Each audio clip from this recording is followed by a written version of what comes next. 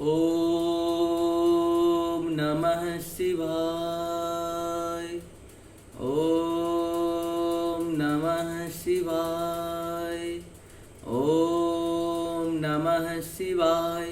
कर्पूरगौरं करुणावतारं संसारसारं भुजगेन्द्रहारं सदा वसन्तं हृदयारविन्दे भवं भवानी शरणं नमामि। ओम नमः शिवाय। ओम नमः शिवाय। ओम नमः शिवाय। त्वमेव माता च पिता त्वमेव बन्धो च सखा त्वमेव विद्या द्रविणं त्वमेव सर्वं मम देव देव।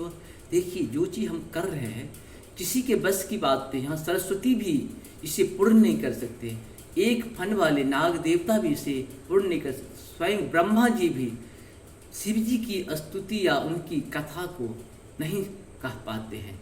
तो हम मानव तो साधारण से प्रभु ने हमें छोटा सा रूप दिया, छोटा सा गुण दिया, छोटा सा बुद्धि दिया, छोटा सा विवेक दिया, सब कुछ छोटा छोटा दिया है। तो हम कहाँ से इनकी असली में कर पाएंगे। हम लोग शिव पुराण के विदेश्वर संहिता में चल रहे हैं। आज 14 ने, आज हम लोग का 15वां भाग होगा। आप सबों से निवेदन है, जय हिंद जय भारत। आप सबों का स्वागत है। मैं राम नरेश। चैनल को सब्सक्राइब करें, लाइक करें, शेयर करें। साथ साथ भारत के निर्माण, विश्व का निर्माण, पृथ्वी का निर्माण, सूर्य का निर्माण, चंद्र का निर्माण, ये सारे प्रभु ने कहीं न कहीं हम लोगों के लिए किए हैं।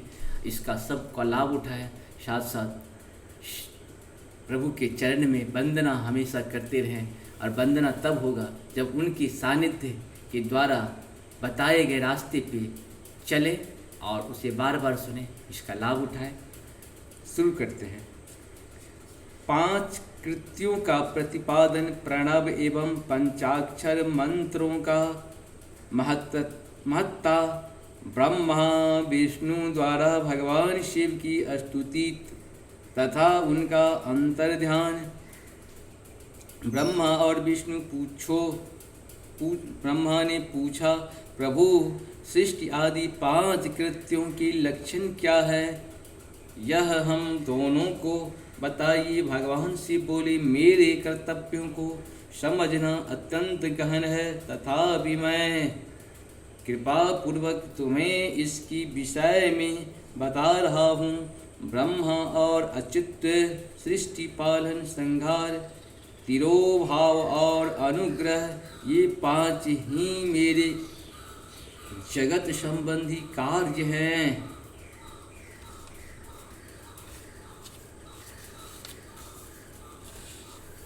आरंभ कार्य आरंभ है।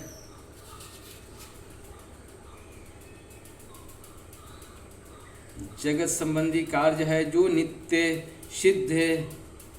सिद्ध है। संसार की रचना का जो आरंभ है उसी को स्वर्ग या सृष्टि कहते हैं। मुझ में पालित होकर सृष्टि का सुस्थिर रूप से रहना ही इसकी स्थिति है, इसका विनाश ही संसार है। प्राणी के उत्क्रमण को तिरोभाव कहते हैं। इन सब से छुटकारा मिल जाना ही मेरा अनुग्रह है। इस प्रकार मेरे 5 कृत्य हैं। सृष्टि आदि जो 4 कृत्य हैं वे संसार का विस्तार करने वाले हैं। 5वां कृत्य अनुग्रह मोक्ष हेतु, वह सदा मुझ में ही अब अचल भाव से स्थिर रहता है। मेरे भक्तजन इन 5 कृत्यों को पांचों भूत में देखते हैं। सृष्टि भूतल में, स्थिति जल में, सहार अग्नि में, तिरोभायु वायु में और अनुग्रह आकाश में स्थित है। पृथ्वी से सब की सृष्टि होती है। जल से सबकी वृद्धि एवं जीवन रक्षा होती है। आग सबको जला देती है, वायु सबको एक स्थान से दूसरे स्थान को ले जाती है और आकाश सबको अनुग्रहित करता है। विद्वान पुरुषों को यह विषय इसी रूप में जानना चाहिए। इन 5 कृत्यों का भार वहन करने के लिए ही मेरे 5 मुख हैं और 4 दिशाओं में 4 मुख हैं और इसके बीच में 5वां मुख है। पुत्रों, तुम दोनों ने तपस्या करके प्रसन्न हुए मुझ परमेश्वर से सृष्टि और स्थिति नामक 2 कृत्य प्राप्त किए हैं। ये दोनों तुम्हें बहुत प्रिय है। इसी प्रकार मेरी विभूति स्वरूप रुद्र और महेश्वर में 2 अन्य उत्तम कृत्य संसार और तिरोभाव मुझ में प्राप्त किए हैं, परंतु अनुग्रह नामक कृत्य दूसरा कोई नहीं पा सकता। रुद्र और महेश्वर अपने कर्म को भूले नहीं हैं, इसीलिए मैंने उनके लिए अपनी समानता प्रदान की है। वे रूप, वेश, कृत्य, वाहन, आसन और आयुध आदि में मेरे समान ही हैं। मैंने पूर्व काल में अपने स्वरूप भूत मंत्र का उपदेश किया है, जो ओंकार के रूप में प्रसिद्ध है। इस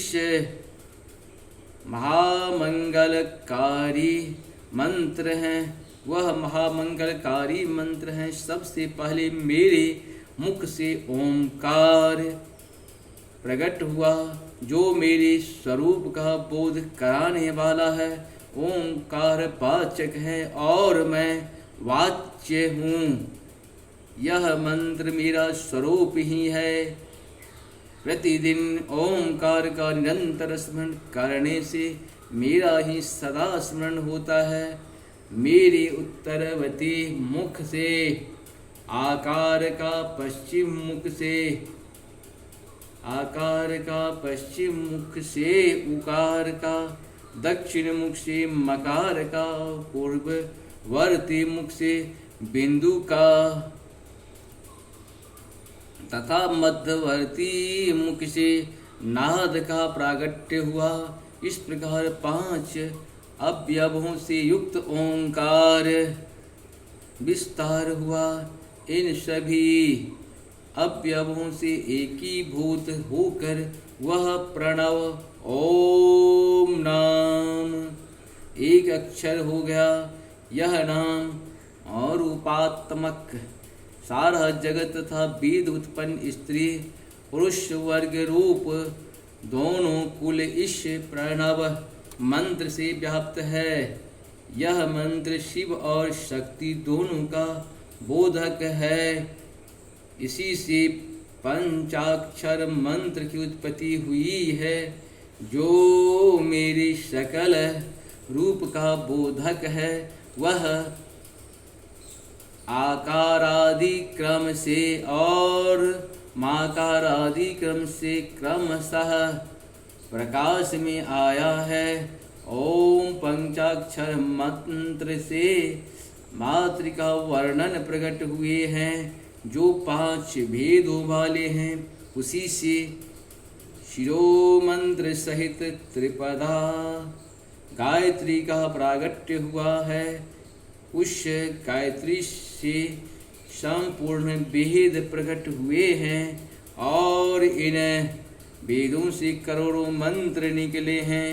इन मंत्रों से भिन्न भिन्न कार्यों को सिद्धि होती है, परंतु इस प्रणव एवं पंचाक्षर से संपूर्ण मनोरथों की सिद्धि होती है। इस मंत्र समुदाय से भोग और मोक्ष दोनों सिद्ध होता है। मेरे सकल स्वरूप से संबंध रखने वाले सभी मंत्रराज साक्षात भोग प्रदान करने वाले और शुभ कारक मोक्ष प्रद हैं।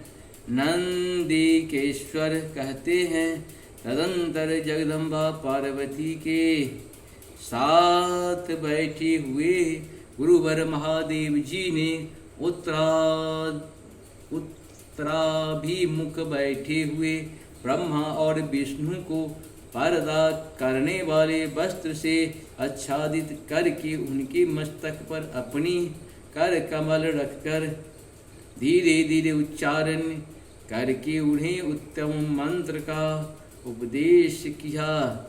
मंत्र तंत्रों में बताई हुई विधि के पालन पूर्वक 3 बार मंत्र का उच्चारण करके भगवान शिव ने उन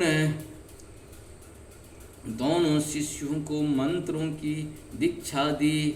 फिर उन शिष्यों ने गुरु दक्षिणा के रूप में अपने आप को ही समर्पित कर दिया और दोनों हाथ जोड़कर उनके समीप खड़े हो उन देवेश्वर जगत गुरु का स्तवन किया।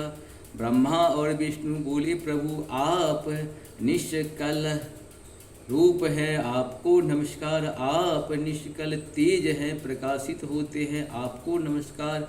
आप सबके स्वामी हैं, आपको नमस्कार है। आप सर्वात्माओं को नमस्कार है अथवा सकल स्वरूप आप महेश्वर को नमस्कार है। आप प्रणव के वाचार्य हैं, आपको नमस्कार है। आप प्रणव वाले हैं, आपको नमस्कार है। सृष्टि पालन संहार तिरोभाव और अनुग्रह करने वाले आपको नमस्कार है। आपके 5 मुख हैं, आप परमेश्वर को नमस्कार है। पंच ब्रह्मा स्वरूप 5 कृत्य वाले आपको नमस्कार है। आप सबके आत्मा हैं, ब्रह्म हैं। आपके गुण और शक्तियाँ अनंत हैं, आपको नमस्कार है। आपके सकल और निष्कल 2 रूप हैं। आप सद्गुरु और शंभु हैं, आपको नमस्कार है। इन पाद्यों द्वारा अपने गुरु महेश्वर की स्तुति करके ब्रह्मा और विष्णु उनके चरणों में प्रणाम किया। इस प्रकार से हम लोग कल 16वां सुनेंगे। आप सबको बहुत बहुत धन्यवाद। नमस्कार। चैनल को सब्सक्राइब करें, लाइक करें और जय श्री राम। हर हर महादेव, हर हर महादेव, हर हर महादेव।